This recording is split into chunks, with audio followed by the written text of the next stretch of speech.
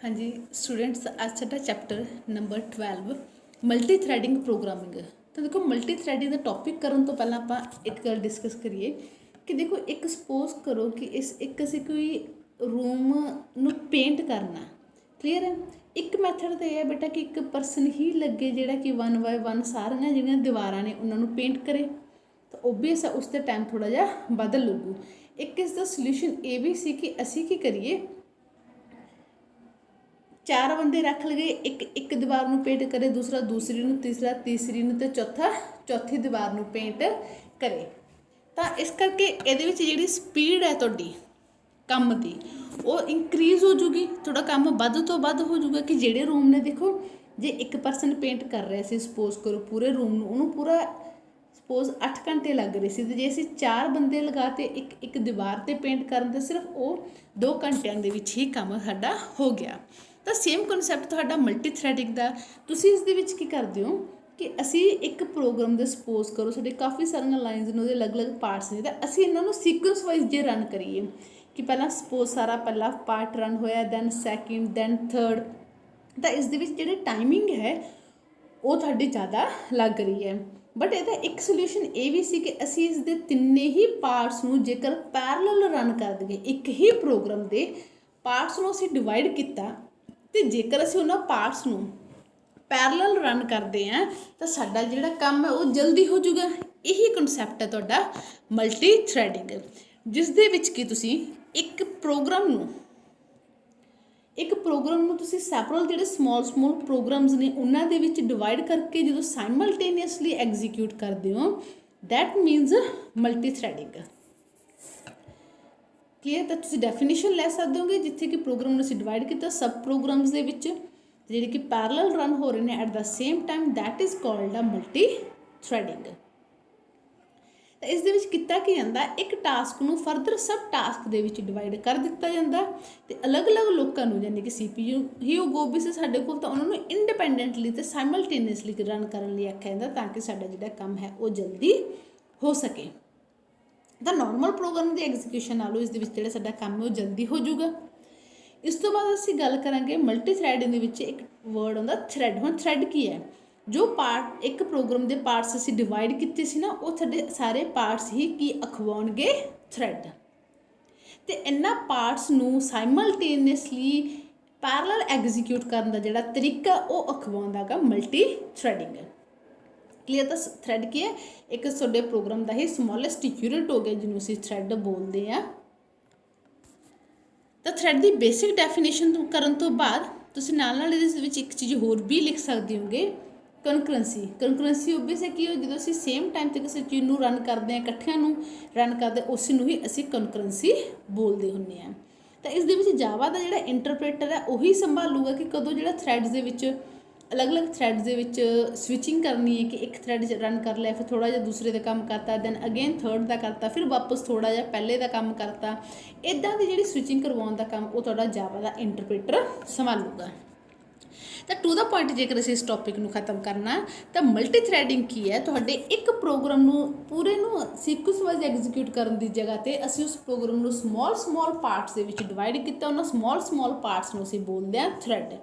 तो उन्हां सारे थ्रैड्स नूं जेकर असीं पैरलल रन करते हैं, पैरलल इन द मीनिंग देखो CPU तो एक ही है, वो किमें करूँगा, कुछ क्लाइंट्स इसदियां चलातियां, फिर कुछ इसदा काम करता, दैन अगेन इसदा, दैन वापस ए दा, इस तरीके नाल जिहड़ा काम कीता जांदा वो अखवाउंदा साडा मल्टी थ्रैडिंग। थ्रैटिकल पोर्शन तो बाद देखो जेकर असीं गल करिए कि थ्रैड क्रिएट किमें हुंदे ने, तो थ्रैड क्रिएट करन दा जिहड़ा मैथड है, तुसीं किसी भी तरीके नाल थ्रैड क्रिएट करो, तुसीं रन मैथड बनाउणा हुंदा, उस दे विच मैथड नेम रन ही रहूगा। इस दे विच वो कोडिंग होगी जो तुसीं मल्टी थ्रैडिंग अकॉर्डिंग रन करवाउणा चाहुंदे होगे। एक एग्जाम्पल देना तुहानूं होर बैटर क्लीयर हो जाऊगा अगे जाके। तो मेन हुण असीं जिहड़ा कर रहे हैं थ्रैड क्रिएट करन दे 2 मैथड्स। तो फस्ट मैथड है बाय क्रिएटिंग थ्रैड क्लास, जिस दे विच कि तुहाडी क्लास थ्रैड क्लास नूं एक्सटेंड करे, या इसका दूसरा मैथड है कि तुसी जावा का एक इंटरफेस है रन एबल इंटरफेस, उसनों इंप्लीमेंट करो। दोनों ही केसिस दे विच रन फंक्शन तो बनूगा ही बनूगा, ਬਟ ਮਲਟੀ ਥਰੈਡਿੰਗ ਨੂੰ ਇੰਪਲੀਮੈਂਟ ਕਰਨ ਦੇ ਦੋ ਤਰੀਕੇ ਆ, ਜਾਂ ਤਾਂ ਤੁਸੀਂ ਥਰੈਡ ਕਲਾਸ ਨੂੰ ਐਕਸਟੈਂਡ ਕਰੋ, ਇਨਹੈਰਿਟ ਕਰੋ, ਜਾਂ ਤੁਸੀਂ ਜਾਵਾ ਦਾ ਇੰਟਰਫੇਸ ਹੈ ਰਨੇਬਲ ਇੰਟਰਫੇਸ ਉਸ ਨੂੰ ਇੰਪਲੀਮੈਂਟ ਕਰੋ। ਤਾਂ ਪਹਿਲੇ ਮੈਥਡ ਨਾਲ ਅਸੀਂ ਕਰਦੇ ਹਾਂ ਕਿ ਅਸੀਂ ਕਿਵੇਂ, ਤਾਂ ਪਹਿਲਾ ਮੈਥਡ ਕੀ ਸੀ, ਐਕਸਟੈਂਡਿੰਗ ਦਾ ਥਰੈਡ ਕਲਾਸ। ਥਰੈਡ ਕਲਾਸ ਕਿਹੜੀ ਜਾਵਾ ਦੀ ਆਲਰੇਡੀ ਬਣੀ ਹੋਈ ਕਲਾਸ ਹੈ, java.lang ਪੈਕੇਜ ਦੇ ਵਿੱਚ ਕਲਾਸ ਹੈ ਥਰੈਡ ਕਲਾਸ, ਠੀਕ ਹੈ, ਜਿਸ ਦੇ ਨਾਲ ਅਸੀਂ ਮਲਟੀ ਥਰੈਡਿੰਗ ਕਰਵਾ ਸਕਦੇ ਹਾਂ। ਤੁਸੀਂ ਉਸ ਕਲਾਸ ਨੂੰ ਐਕਸਟੈਂਡ ਕਰੋ, ਤੁਹਾਡੀ ਕਲਾਸ ਦੇ ਵਿੱਚ ਰਨ ਫੰਕਸ਼ਨ ਬਣਾਓ, ਤੇ ਫਿਰ ਇਸ ਰਨ ਫੰਕਸ਼ਨ ਨੂੰ ਐਗਜ਼ੀਕਿਊਟ ਕਰਨ ਦੇ ਲਈ ਸਟਾਰਟ ਮੈਥਡ ਨੂੰ ਕਰੋ ਕਾਲ। ਕਲੀਅਰ? ਇਹ 3 ਸਟੈਪ ਦੇ ਨਾਲ ਤੁਸੀਂ ਮਲਟੀ ਥਰੈਡਿੰਗ ਕਰਵਾਉਣੀ ਹੋਗੀ। ਤਾਂ ਦੇਖਦੇ ਹਾਂ ਅਸੀਂ ਕਿਵੇਂ ਕਰਨਾ ਗਾ ਅਸੀਂ ਕੰਮ। ਤਾਂ ਸਭ ਤੋਂ ਪਹਿਲਾਂ ਅਸੀਂ ਕੀ ਕਿਹਾ ਸੀ ਕਿ ਤੁਸੀਂ ਕੀ ਕਰੋ, ਇੱਕ ਕਲਾਸ ਬਣਾਓ ਆਪਣੀ, ਉਹ ਕਲਾਸ ਜਿਹੜੀ ਐਕਸਟੈਂਡ ਕਰੂਗੀ ਹੀ ਕਰੂਗੀ ਥਰੈਡ ਕਲਾਸ ਨੂੰ। ਫਿਰ ਤੁਹਾਡੀ ਕਲਾਸ ਦੇ ਵਿੱਚ ਇੱਕ ਰਨ ਫੰਕਸ਼ਨ ਬਣਾਓ, ਪਬਲਿਕ ਵਾਈਡ ਰਨ ਲਿਖ ਕੇ। ਇਸ ਦੇ ਵਿੱਚ ਤੁਸੀਂ ਕੋਈ ਵੀ ਕੋਡਿੰਗ ਦਿਓ ਜੋ ਤੁਸੀਂ ਮਲਟੀ ਥਰੈਡਿੰਗ ਅਕੋਰਡਿੰਗ ਚਲਾਉਣਾ ਚਾਹੁੰਦੇ ਹੋਗੇ।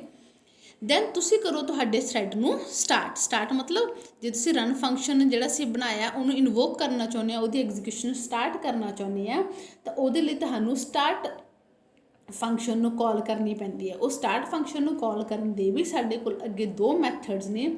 ਜਾਂ ਤਾਂ ਪਹਿਲਾਂ ਤੁਸੀਂ ਤੁਹਾਡੀ ਕਲਾਸ ਦਾ ਆਬਜੈਕਟ ਬਣਾਓ ਤੇ ਆਬਜੈਕਟ ਦੇ ਨਾਲ ਸਟਾਰਟ ਲਿਖੋ ਫਸਟ ਮੈਥਡ, ਜਾਂ ਫਿਰ ਤੁਸੀਂ direct second method new class name dot ਪਾ ਕੇ ਸਟਾਰਟ ਫੰਕਸ਼ਨ ਤੁਸੀਂ ਇਸ ਤਰੀਕੇ ਨਾਲ ਵੀ ਕਾਲ ਕਰ ਸਕਦੇ ਹੋ। ਤੁਸੀਂ ਦੋਨਾਂ ਦੇ ਵਿੱਚੋਂ ਕੋਈ ਵੀ ਇੱਕ ਮੈਥਡ, ਇਹ ਵਾਲਾ ਮੈਥਡ ਜਾਂ ਇਹ ਵਾਲਾ ਮੈਥਡ ਯੂਜ਼ ਕਰ ਸਕਦੇ ਹੋ। ਮੈਜੋਰਟੀ 'ਚ ਬੁੱਕ ਇਹ ਵਾਲਾ ਮੈਥਡ ਹੀ ਫੋਲੋ ਕਰੂਗੇ। ਤਾਂ ਹੁਣ ਅਸੀਂ ਦੇਖਿਆ ਕਿ ਅਸੀਂ ਜੇਕਰ ਮਲਟੀ ਥਰੈਡਿੰਗ ਇੰਪਲੀਮੈਂਟ ਕਰਨੀ ਹੈ, ਅਸੀਂ ਪਹਿਲਾਂ ਇਹ ਤੁਹਾਡੀ ਕਲਾਸ ਬਣਾਈਏ ਜਿਹੜੀ ਕਿ ਥਰੈਡ ਕਲਾਸ ਨੂੰ ਇੰਪਲੀਮੈਂਟ ਕਰੇ, ਉਹਦੇ ਵਿੱਚ ਰਨ ਫੰਕਸ਼ਨ ਬਣੇ, ਫਿਰ ਸਟਾਰਟ ਕਾਲ ਹੋਵੇ। ਤਾਂ ਇਹ ਅਸੀਂ ਦੇਖਦੇ ਹਾਂ ਐਗਜ਼ਾਮਪਲ ਨਾਲ। ਤਾਂ ਹੁਣ ਅਸੀਂ ਇਸ ਦੇ ਵਿੱਚ ਕੀ ਕਰਾਂਗੇ, ਅਸੀਂ ਨਾ 2-3 ਕਲਾਸਿਸ, ਸਪੋਜ਼ ਅਸੀਂ ਇੱਕ A ਕਲਾਸ ਬਣਾਵਾਂਗੇ, B C, ਇਸ ਦੇ ਵਿੱਚ ਵੀ ਰਨ ਫੰਕਸ਼ਨ, ਇਸ ਦੇ ਵਿੱਚ ਵੀ ਰਨ ਫੰਕਸ਼ਨ, ਇਸ ਦੇ ਵਿੱਚ ਵੀ ਰਨ ਫੰਕਸ਼ਨ। ਇਸ ਤੋਂ ਬਿਨਾਂ ਮੇਨ ਵਾਲੀ ਇੱਕ ਕਲਾਸ ਹੋ ਜਿਸ ਦੇ ਵਿੱਚ ਅਸੀਂ ਇਹਨਾਂ ਦੇ ਤਿੰਨਾਂ ਦੇ ਰਨ ਫੰਕਸ਼ਨ ਨੂੰ ਕਾਲ ਕਰਾਂਗੇ। ਰਨ ਫੰਕਸ਼ਨ ਲਿਖ ਕੇ ਕਾਲ ਨਹੀਂ, ਸਟਾਰਟ ਲਿਖ ਕੇ ਕਾਲ। ਜਦੋਂ ਸਟਾਰਟ ਨਾਲ ਕਾਲ ਕਰਦੇ ਰਨ ਫੰਕਸ਼ਨ ਆਪਣੇ ਆਪ ਐਗਜ਼ੀਕਿਊਟ ਹੋਣਾ ਸ਼ੁਰੂ ਹੁੰਦਾ। ਤਾਂ ਤੁਸੀਂ ਦੇਖੋਗੇ ਕਿ ਆਨਸਰ ਦੇ ਵਿੱਚ ਦੇਖੋ, ਜੇ ਮਲਟੀ ਥਰੈਡਿੰਗ ਨਹੀਂ ਹੈ, ਸਪੋਜ਼ ਕਰੋ ਸਾਡੀ ਇੱਕ ਕਲਾਸ ਹੈ ਜਿਸ ਦੇ ਵਿੱਚ 3 ਕਲਾਸਿਸ ਬਣੀਆਂ, ਠੀਕ ਹੈ, ਅਤੇ ਤਿੰਨਾਂ ਦੇ ਕੋਈ ਨਾ ਕੋਈ ਚਲੋ ABC ਨਾਮ ਦੇ ਫੰਕਸ਼ਨ ਆ। ਤਾਂ ਵੈਸੇ ਕੀ ਹੁੰਦਾ ਵੀ ਜਦੋਂ ਅਸੀਂ A ਦਾ ਫੰਕਸ਼ਨ ਕਾਲ ਕਰਾਂਗੇ ਤਾਂ ਪਹਿਲਾਂ ਪੂਰਾ A ਦਾ ਫੰਕਸ਼ਨ ਐਗਜ਼ੀਕਿਊਟ ਹੋਊਗਾ, ਪੂਰੀ ਅਕੋਰਡਿੰਗ ਐਗਜ਼ੀਕਿਊਟ ਹੋ, ਦੈਨ ਹੀ B ਦੀ ਵਾਰੀ ਆਊਗੀ। ਫਿਰ ਪੂਰਾ B ਵਾਲਾ ਫੰਕਸ਼ਨ ਐਗਜ਼ੀਕਿਊਟ ਹੋਊਗਾ, ਦੈਨ ਹੀ C ਦੀ ਵਾਰੀ ਆਊਗੀ। ਜੇ ਪਹਿਲਾਂ ਅਸੀਂ C ਨੂੰ ਕਾਲ ਕੀਤਾ ਇਨ ਕੇਸ, ਠੀਕ ਹੈ, ਮੈਂ ਪਹਿਲਾਂ C ਨੂੰ ਕੀਤਾ, ਯਾਨੀ ਕਿ ਪਹਿਲਾਂ ਪੂਰੀ A ਐਗਜ਼ੀਕਿਊਟ ਹੋਊਗੀ, ਪੂਰੀ ਆਦਾ ਕੰਮ ਕਰੂਗੀ, ਫਿਰ C ਦੀ ਵਾਰੀ, ਫਿਰ C ਪੂਰਾ ਕੰਮ ਕਰੂ, ਇੱਦਾਂ। ਬਟ ਜੇਕਰ ਇਹ ਚੀਜ਼ ਮਲਟੀ ਥਰੈਡਿੰਗ ਦੇ ਥਰੂ ਆ ਰਿਹਾ ਜੇ, ਤਾਂ ਅਸੀਂ A ਦੇ ਫੰਕਸ਼ਨ ਨੂੰ ਸਪੋਜ਼ ਕਰੋ ਸਟਾਰਟ ਕੀਤਾ, A ਨੂੰ ਅਸੀਂ B ਨੂੰ ਵੀ ਸਟਾਰਟ ਕਰ ਲਿਆ, C ਨੂੰ ਵੀ ਸਟਾਰਟ ਨਾਲ ਕਾਲ ਕੀਤਾ, ਤਾਂ ਹੋਊਗਾ ਕਿ ਉਹਨੇ A ਦਾ ਥੋੜ੍ਹਾ ਜਿਹਾ ਕੰਮ ਕੀਤਾ, B ਦਾ ਚਲਾ ਲਿਆ, B ਦਾ ਥੋੜ੍ਹਾ ਜਿਹਾ ਕੰਮ ਕੀਤਾ, C ਦਾ ਥੋੜ੍ਹਾ ਜਿਹਾ ਕੰਮ ਕੀਤਾ, ਵਾਪਸ A 'ਤੇ। ਉਹ ਇੱਦਾਂ ਕਰਕੇ ਸਭ ਦਾ ਕੰਮ ਕਰਦਾ ਰਹੂ। ਇਹੀ ਹੁੰਦੀ ਹੈ ਮਲਟੀ ਥਰੈਡਿੰਗ। ਤਾਂ ਉਹੀ ਚੀਜ਼ ਇੱਥੇ ਕਰਕੇ ਦਿਖਾਉਣੀ ਹੈ। ਤਾਂ ਅਸੀਂ ਇੱਕ ਕਲਾਸ ਬਣਾਈ, ਇਹ ਕਲਾਸ ਜੋ ਕਿ ਐਕਸਟੈਂਡ ਕਰ ਰਹੀ ਹੈ ਜਾਵਾ ਦੀ ਆਲਰੇਡੀ ਬਣੀ ਹੋਈ ਕਲਾਸ ਥਰੈਡ ਕਲਾਸ ਨੂੰ, ਅਤੇ ਇਸਨੇ ਆਪਣਾ ਇੱਕ ਵਾਈਡ ਮਤਲਬ ਰਨ ਫੰਕਸ਼ਨ ਬਣਾ ਲਿਆ, ਪਬਲਿਕ ਵਾਈਡ ਰਨ ਲਿਖ ਕੇ। ਇਸ ਦੇ ਵਿੱਚ ਬੇਟਾ ਜ਼ਰੂਰੀ ਨਹੀਂ ਤੁਸੀਂ ਫੋਰ ਲੂਪ ਹੀ ਲਗਾਓ, ਤੁਸੀਂ ਚਾਹੋਗੇ 5-7 ਲਾਈਨਸ ਲਿਖ ਦਿਓ ਕਿ ਸਾਨੂੰ ਪਤਾ ਲੱਗ ਜੇ ਕਿ ਕਦੇ ਸਾਡੀਆਂ ਕੋਲ ਥੋੜ੍ਹੀਆਂ ਜਿਹੀਆਂ ਲਾਈਨ ਚੱਲੀਆਂ, ਫਿਰ ਦੂਸਰੇ ਦੀਆਂ ਚੱਲੀਆਂ, ਫਿਰ ਥਰਡ ਦੀਆਂ ਐਗਜ਼ੀਕਿਊਟ ਹੋਈਆਂ। ਤਾਂ ਉਹਦੇ ਕੋਲ ਇੰਨੀਆਂ ਸਟੇਟਮੈਂਟਸ ਲਿਖਣ ਦੀ ਜਗ੍ਹਾ 'ਤੇ ਅਸੀਂ ਜਸਟ ਲੂਪ ਲਾ ਲਿਆ ਜੋ ਕਿ 1 ਤੋਂ 5 ਤੱਕ ਚੱਲ ਰਿਹਾ। ਅਤੇ ਚਾਹੋ ਤਾਂ ਇੱਥੇ ਕੋਈ ਵੀ message print, suppose message print ਕਰਾ ਦਿਓ ਕਲਾਸ A, ਇੱਦਾਂ ਪ੍ਰਿੰਟ ਕਰਵਾ ਦਿਓ, ਠੀਕ ਹੈ। ਫਿਰ ਇੱਦਾਂ ਹੀ ਇੱਕ B ਕਲਾਸ ਬਣਾਈ, ਉਹਨੇ ਵੀ ਜਾਵਾ ਦੇ ਥਰੈਡ ਫੰਕਸ਼ਨ ਨੂੰ ਐਕਸਟੈਂਡ ਕੀਤਾ ਅਤੇ ਉਸਨੇ ਵੀ ਰਨ ਫੰਕਸ਼ਨ ਬਣਾਇਆ। ਸੇਮ ਰਨ ਫੰਕਸ਼ਨ ਰਹੂਗਾ, ਤੁਸੀਂ ਕੋਈ ਚੇਂਜ ਨਹੀਂ ਕਰਨਾ, ਚੇਂਜ ਇਨ ਦਾ ਸੈਂਸ ਉੱਪਰੋਂ ਨਾਮ ਚੇਂਜ ਨਹੀਂ ਕਰੋਗੇ, ਨੀਚੇ ਕੋਡਿੰਗ ਜੋ ਤੁਸੀਂ ਚਾਹੋ ਲਿਖ ਲਓ। ਇੱਥੇ ਇਹਨਾਂ ਨੇ ਵੀ ਇੱਕ ਜੇ ਦਾ ਲੂਪ ਲਗਾਇਆ, 5 ਤੱਕ ਮੈਸੇਜ ਪ੍ਰਿੰਟ ਕਰਵਾ ਰਹੇ ਆ। ਫਿਰ ਇੱਦਾਂ ਹੀ C ਨੇ ਵੀ ਇੱਕ ਤਾਂ ਜਾਵਾ ਦੀ ਆਲਰੇਡੀ ਬਣੀ ਕਲਾਸ ਨੂੰ ਐਕਸਟੈਂਡ ਕੀਤਾ ਥਰੈਡ ਨੂੰ, ਇੱਕ ਆਪਦਾ ਰਨ ਫੰਕਸ਼ਨ ਬਣਾਇਆ ਜਿਸ ਵਿੱਚ ਇਸਨੇ ਵੀ ਲੂਪ ਲਗਾ ਕੇ ਕੋਈ ਮੈਸੇਜ ਪ੍ਰਿੰਟ ਕੀਤਾ। ਜ਼ਰੂਰੀ ਨਹੀਂ ਸਭ ਦੇ ਲੂਪ 5-5 ਤੱਕ ਚੱਲਣ, ਕਿਸੇ ਦਾ ਲੂਪ 10 ਵਾਰ ਚਲਾ ਦਿਓ, ਕਿਸੇ ਦਾ 20 ਟਾਈਮਸ ਵੀ ਚਲਾ ਸਕਦੇ ਹੋ, 5 ਟਾਈਮਸ ਵੀ ਚਲਾ ਸਕਦੇ ਹੋ। ਤਿੰਨਾਂ ਦੇ ਮਤਲਬ ਐਕਸਟੈਂਡ ਕਰਨ ਤੋਂ ਬਾਅਦ ਅਤੇ ਰਨ ਫੰਕਸ਼ਨ ਬਣਨ ਤੋਂ ਬਾਅਦ ਫਿਰ ਤੁਸੀਂ ਬਣਾਓ ਮੇਨ ਵਾਲੀ ਕਲਾਸ। ਤਾਂ ਉਹ ਕਲਾਸ ਬਣਾ ਕੇ ਜਿਸ ਦੇ ਵਿੱਚ ਮੇਨ ਫੰਕਸ਼ਨ ਬਣਿਆ, ਤੁਸੀਂ ਤਿੰਨਾਂ ਦੇ ਫੰਕਸ਼ਨਸ ਨੂੰ ਸਟਾਰਟ ਕਰਨਾ। ਤਾਂ ਨਿਊ A ਡੋਟ ਸਟਾਰਟ, ਯਾਨੀ ਕਿ ਜਦੋਂ ਸਟਾਰਟ ਲਿਖਿਆ ਰਨ ਫੰਕਸ਼ਨ A ਦਾ ਚੱਲਣਾ ਸ਼ੁਰੂ ਹੋ ਜਾਊਗਾ। ਇੱਦਾਂ ਹੀ B the, C the. But होगा कि हुण ये नहीं होगा कि पहला ए दा लूप 5 बार कंप्लीट चलू फिर बी दी बारी आऊगी, नहीं। तो होगा कि कुछ ए ਦੀਆਂ स्टेटमेंट ਚੱਲੀਆਂ फिर बी फिर सी फिर ए ਇੱਦਾਂ करके। बट कोई ये भी मस्ट नहीं बेटा कि दो स्टेटमेंट ही ਚੱਲਣੀਆਂ। ये ऑपरेटिंग सिस्टम के अकॉर्डिंग ਤੁਹਾਡੇ सिस्टम टू सिस्टम ये चीज़ां वैरी ਕਰਨਗੀਆਂ। हो सकता कईयां ਦੇ सिस्टम ਵਿੱਚ 3 लाइन्स चला दे ਪਹਿਲਾਂ CPU, ठीक है। बट आप जस्ट पैरल एग्जीक्यूशन दिखाने, यानी कि कुछ ए का काम होया, कुछ बी का, कुछ सी का, फिर वापस ए बी सी इदा करके। तो ये होंगी है मल्टी थ्रैडिंग। तुसी प्रोग्राम रन करोगे, हो सकता तुहाडा प्रोग्राम 3 बार चल जाए, 2 बार नहीं। क्लीयर? ये डिपेंड करता सिस्टम टू सिस्टम। ये सी साडा टॉपिक मल्टी थ्रैडिंग दा तुसी फर्स्ट एग्जाम्पल करके देखोगे।